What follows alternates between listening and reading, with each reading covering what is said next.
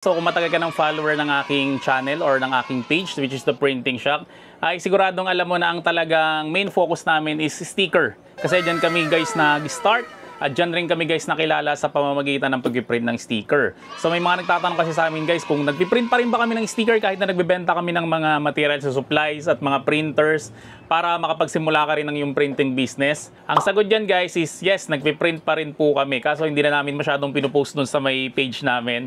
Kasi pag pinupost namin dun may mga nagpi-PM dun sa mga customer namin tapos sinusulot nila. So para maiwasan yung ganon ay hindi na namin pinupost yung mga nagpapaprint sa amin nga. Pero 2025 na ngayon, so wala pa akong tutorial about sa may sticker ngayon 2025. So papakita ko sa inyo guys yung isa sa mga magpapagawa sa amin ng sticker. Isa siyang motovlogger. So alam niyo naman ang mga motovlogger, di ba, namimigay sila ng sticker. Again guys, ang pinakamaganda, bakit ba nasa sticker printing business kami is yung tinatawag na repeat order.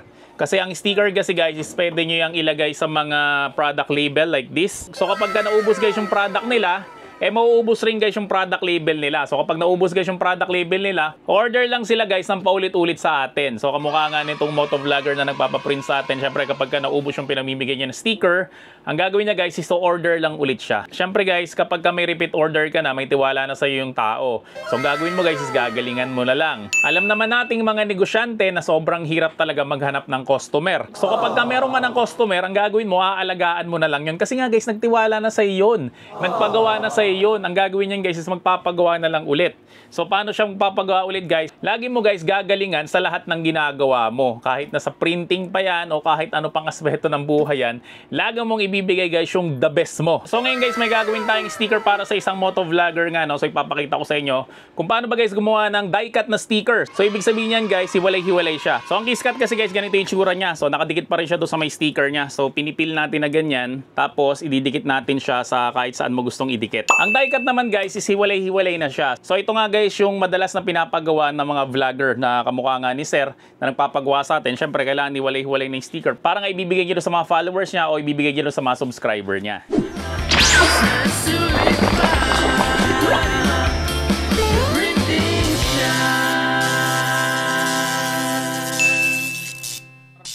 Kanya ipapagawang sticker, no? So motovlogger siya. Ang pangalan ng kanyang vlog is Kuya Mo Eli. So i-check nga natin yung kanyang FB page. So ito siguro siya. Yan, Kuya Mo Eli. Yan, ito nga kasi kamukha nung kanyang logo. Yan, so meron siyang 513 followers. Tingnan natin mga content niya. Ayan, so motovlogger nga siya. Yan, so pagka-download ko sa kanya, syempre mag-open tayo ng Silhouette Studio. So ang size na gusto niya pala is 2x2. Pero for sure hindi to magiging 2x2 kasi pahaba yung kanyang ginawa. So kapag open mo nito, wala ka nakita registration marks, click lang natin tong view, then click natin tong registration marks, i-on lang natin. Tapos itong nasa dulong inset, so isagad natin sa dulo, itong length, isagad rin natin sa dulo. Dadrag lang natin to papunta dito. So again, imposibleng makat natin yan na talagang saktong-sakto dyan. So ang gagawin natin, lalagay natin siya ng offset. I-click mo lang to, itong star na to, nakalagay yan, open the offset panel. Then click mo lang siya, tapos i-click mo lang to, then click mo lang yung offset. So yung offset natin guys, gagawin natin 0.05.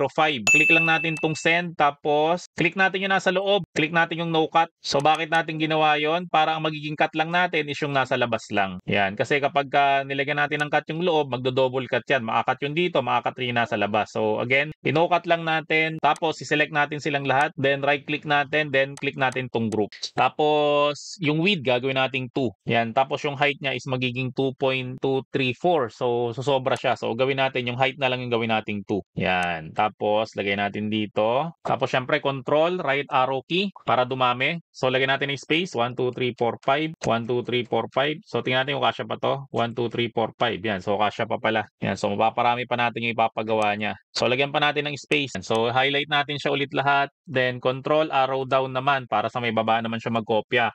1, 2, 3, 4, 5. So, ulitan ko lang to para makita natin lahat. So, highlight natin siya ulit lahat. So, control, arrow down ulit. 1, 2, 3, 4, 5. Control, arrow down ulit. 1, 2, 3, 4, 5. Yan. So, mangyari dyan guys is hindi na siya 15 per page. So, naging 20 per page na siya. So, ikakopy ko lang tong isa. Tapos, gagawa pa ako ng isa pang layout dito. Tapos, view, registration marks, tapos on natin, tapos ganun ulit. Yan, tapos ipipaste ko dito. Ang gagawin ko naman dito guys is rotate ko to. So click ko lang tong object, rotate, tapos rotate 90 degrees clockwise. Sa gagawin natin dyan guys, yung kanyang width naman, gagawin nating 2. Yan, so lalaki siya ng konti. Tapos, highlight ulit natin. Then ganun, 1, 2, 3, 4, 5, 6, 7, 8, 9, 10. 1, 2, 3, 4, 5, 6, 7, 8, 9, 10. Yan, tapos control all ulit. Control arrow down. 1, 2, 3, 4, 5, 6, 7, 8, 9, 10. Tapos liatan lang natin ulit siya. Tapos ganun ulit. Highlight natin lahat. 1, 2, 3, 4, 5, 6, 7, 8, 9, 10. Yan. So ganyan guys yung magiging itsura niya naman. So ngayon guys, natatanungin muna natin yung customer natin kung ano ba yung mas gusto niya. Mas maliliit siya or ito mas malalaki ng konti. So maganda guys, no, magtanong-tanong kayo sa customer niyo para alam niyo guys kung ano ba yung input niya, di ba? Kasi mas matutuwa siya na hinihingi natin yung opinion niya talaga.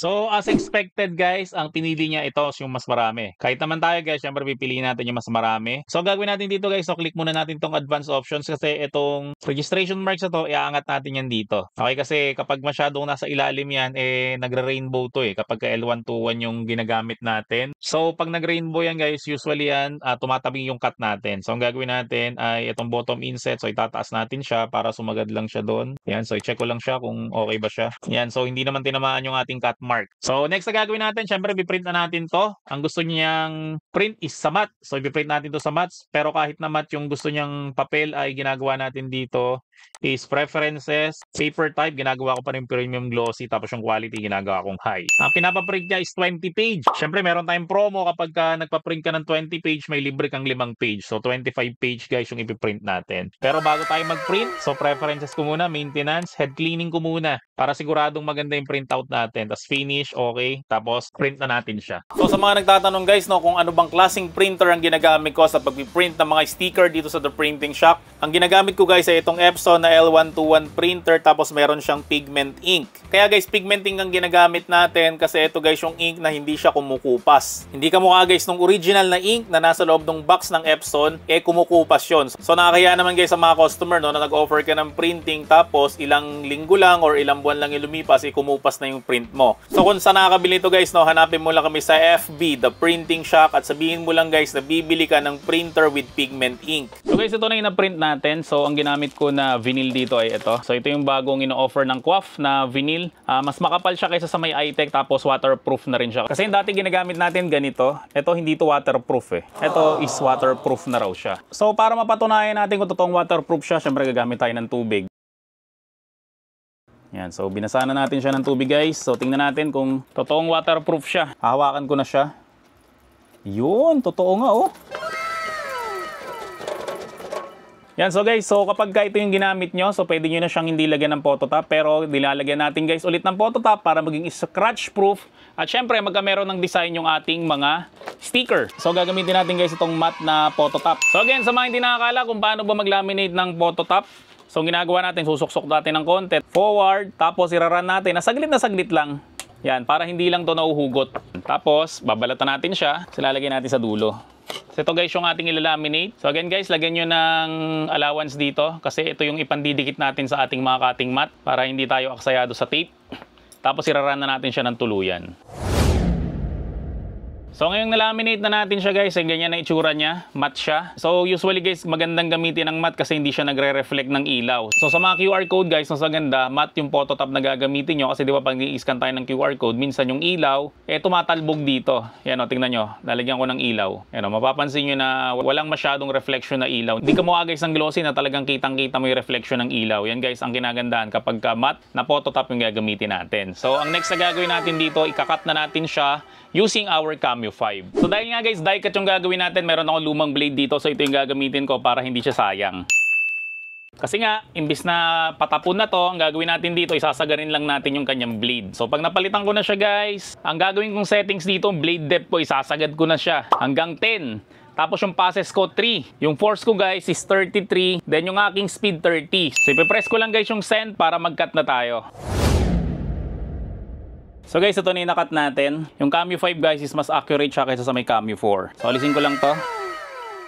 Ayan o, mula taas hanggang dito sa may ilalim. Yan, so perfect cut sila. So dito guys sa may weeding tool natin, so meron tayo ditong spatula na tinatawag. Meron rin tayo ditong tsane. Yan. So guys, wag nyong gagawin yung kukukuhin nyo lang to. Kasi pag kinukuha nyo to, yung gilid nyan guys is matutupi. So pangit na siyang ibigay sa may customer kasi kahit planchahin nyo yun, nakatupi na rin guys yung gilid nun. So ang ginagawa ko dyan guys, ginagamitan ko siya ng spatula. Yan, sabihin mo ng medyo maarte. Pero syempre, sabi ko nga sa inyo, lagi nyong ibibigay ang the best sa inyong customer. Kaya para flat na flat yung ibibigay natin na sticker, ginagamitan ko siya guys ng spatula. Tapos syempre, gumagamit rin ako ng tsane. Yan, kapag ka magpipictorial naman ako. Para guys, mas maganda siyang tingnan. So halimbawa, pipicturean ko yung gawa ko. So mas maganda guys yung magiging presentation natin na i-upload natin doon sa may page natin.